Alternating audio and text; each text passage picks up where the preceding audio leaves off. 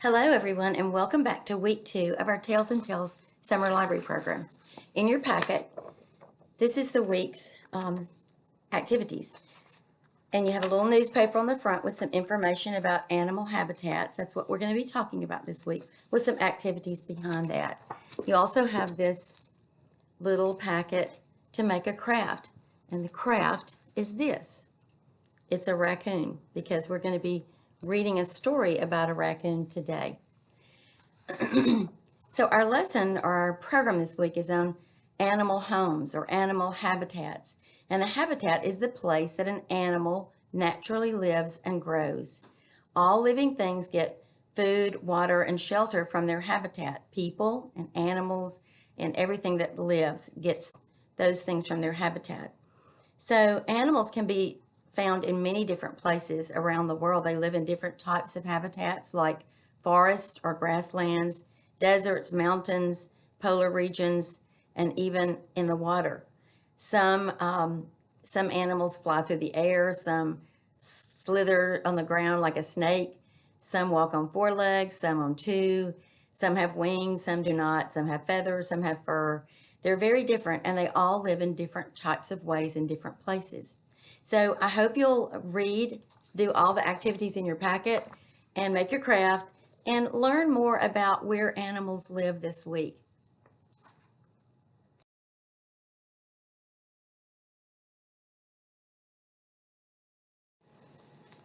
The first story we're going to read this week is Amazing Animal Homes by Chris Packham. And it's illustrated by Jason Cockcroft and published by Sterling Children's Books. Amazing Animal Homes.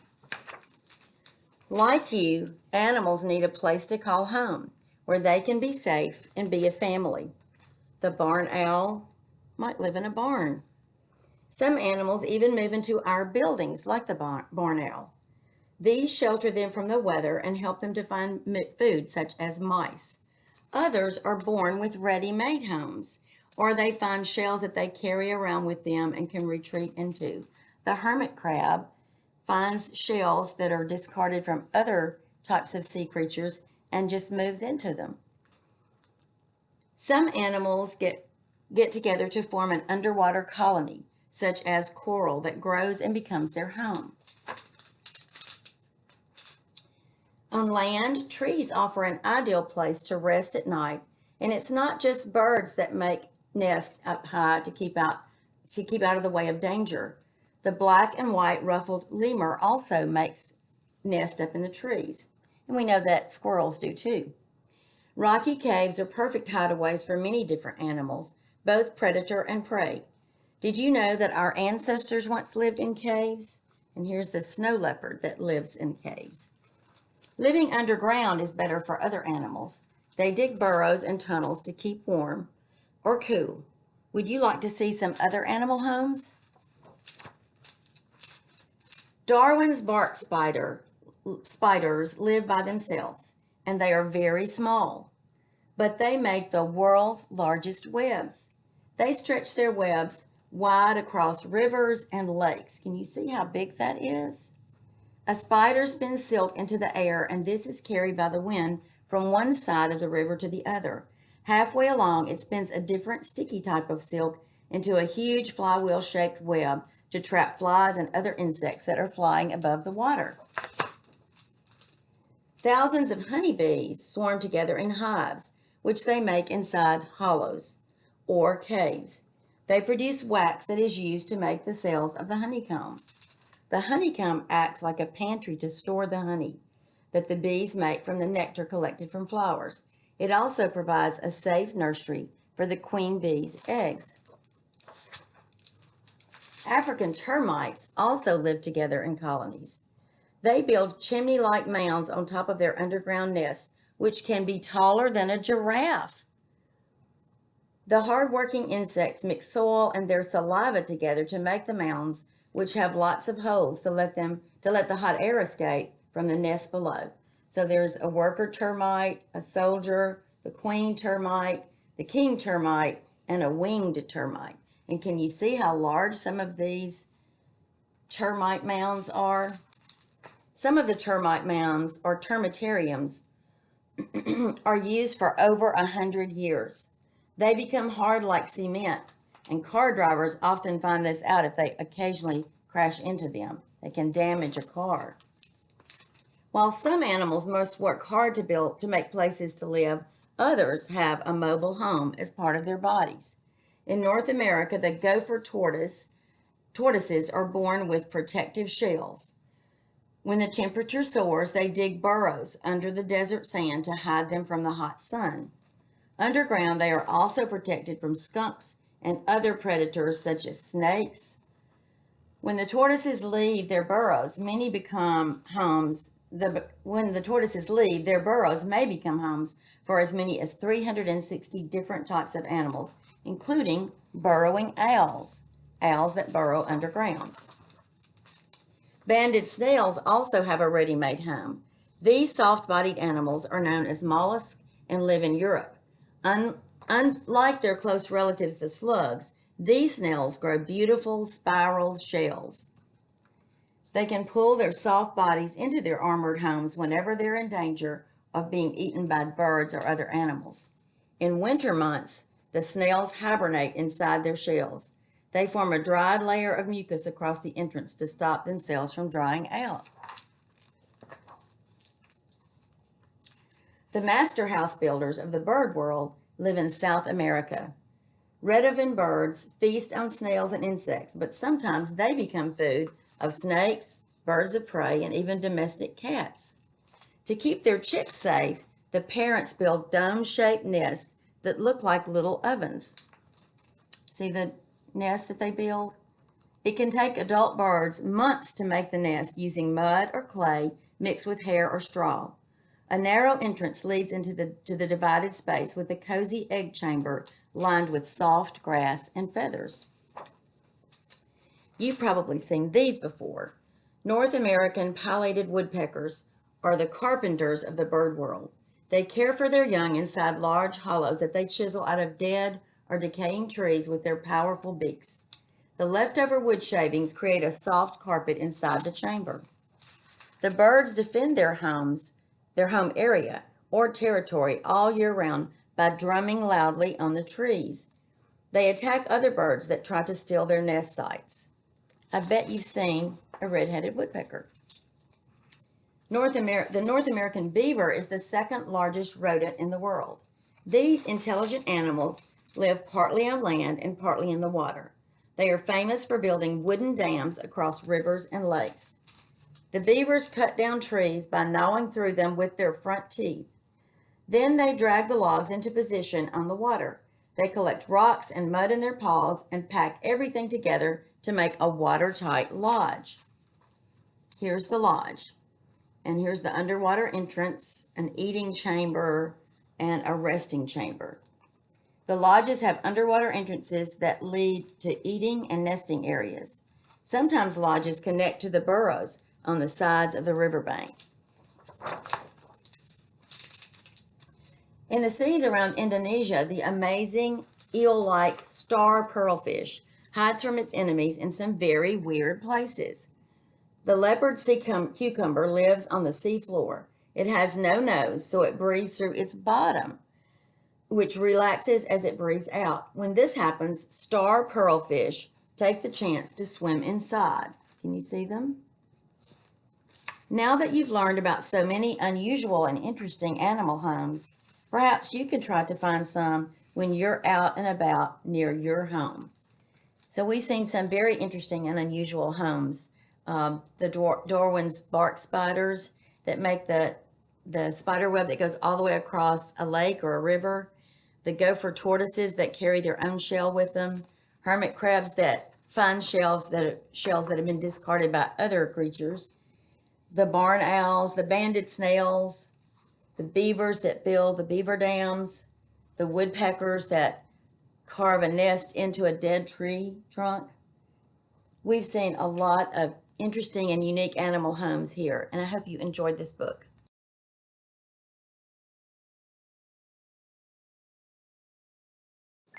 Our next story is about a raccoon, Chester the raccoon. You may be familiar with him from some other books, But today we're going to read Chester the Brave by Audrey Penn, illustrated by Barbara Gibson, and published by Tanglewood Books. This book is not exactly about animal homes, but it shows some different animal homes in the story. Chester Raccoon sat snuggled in his mother's lap. The last golden rays of sundown shone through their tree hole, and his younger brother Ronnie lay curled up fast asleep on the far side of their hollow. "This is my very best time," Chester told his mother, lifting his eyes to hers. "This is my very best time, too," she told him sweetly. "Do you still want me to tell you the story about the little robin?" "Yes, please," said Chester. "Well," Mrs. Raccoon began her story, "he stepped to the edge of his nest, bent his little legs, lifted up his tiny wings, and said, 'I can't, I'm too afraid,' and hopped back into the safety of his nest." "He was too afraid to fly?" asked Chester. "Yes, he was," said Mrs. Raccoon. "Do you see the little scared bird in his nest?" So we've already seen the hollow where Chester and his family live inside the tree, and now the nest that the bird's family lives in. Chester looked very worried. He drooped his head and stuck out his lower lip. Did the little robin think it was okay to be afraid?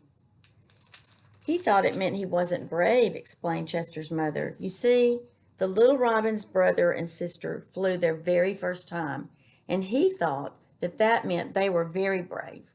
And if they were very brave, he thought it meant he wasn't." Chester appeared very upset. "Was he right?" he asked his mother.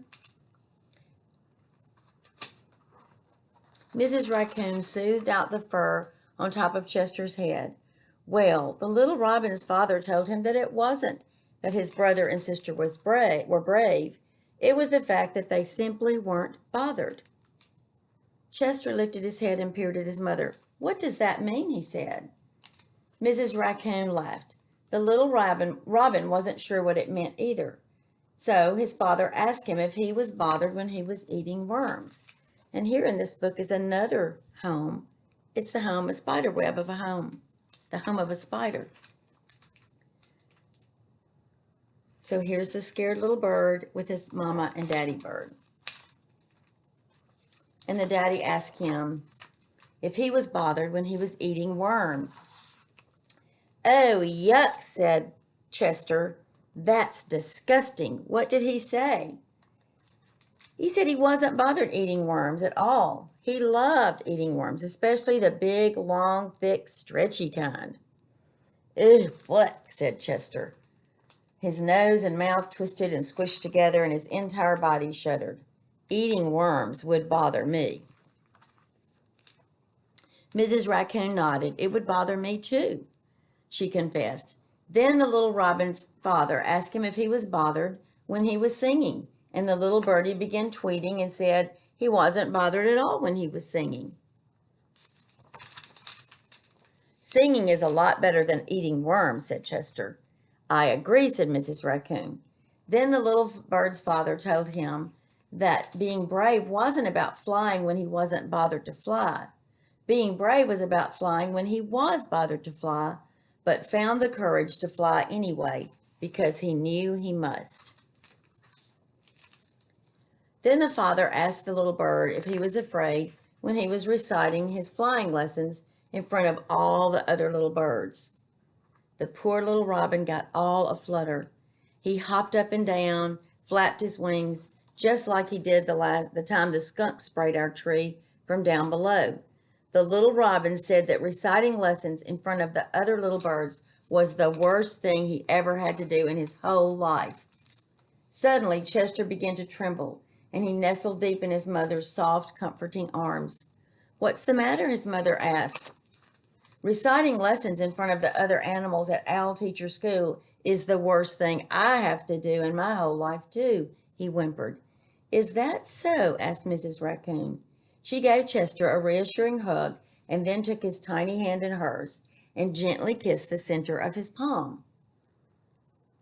"Shall I tell you what happened to the little robin, or would you rather jump on Ronnie and wake him up for school?" Chester giggled. I want to know what happened to the robin.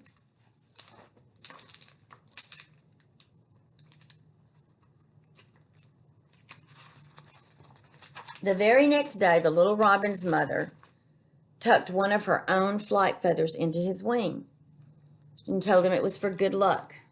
So even though he was still bothered about reciting his lessons, the tiny bird stood in front of all the other birdies in our tree and twittered, I lift my head to the clouds.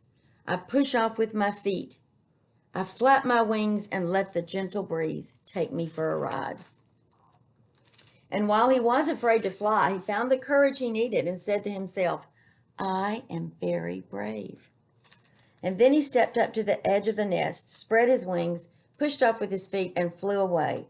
After all, he was a very brave little robin. Hooray, clapped Chester. Do you know what I think being brave is? Asked his mother, Mrs. Raccoon. Chester shook his head. I think being brave is about 3 little words. Think, tell, do. If you think you can't, tell yourself you can and do it. Mrs. Raccoon lifted Chester's hand. Can you see my kiss in your palm? Chester laughed. No. Well, you know it's there, and it's for luck, just like the robin's little feather. Chester jumped off his mother's lap, bent his knees, opened his arms, and yelled, I am very brave. Then he ran to the other side of the hollow with a flying leap and landed on top of his brother. Wake up, Ronnie. It's time for school. Chester the Brave has a speech to make. Later that night, Chester Raccoon stood on the branch of the owl teacher's school. He remembered what his mother said. Think, tell, do. If I think I can't, I tell myself I can, and I do it. And he found the courage he needed to tell himself, I am very brave. Then he opened his hand, and there in the middle of his palm was his mother's gentle kiss for good luck. And even though Chester was still the tiniest bit afraid, he recited his lesson in front of all the other animals. After all, Chester is a very brave little raccoon. I hope you enjoyed this story about Chester the Brave, and also seeing in this story the different kinds of habitats or homes that animals have. You see all these woodland animals, the fox, the deer, the raccoon, the owl, the squirrels, the chipmunk, birds, mouse, and opossum. These are all animals that make their home in the forest. That's their habitat. I hope you enjoyed it.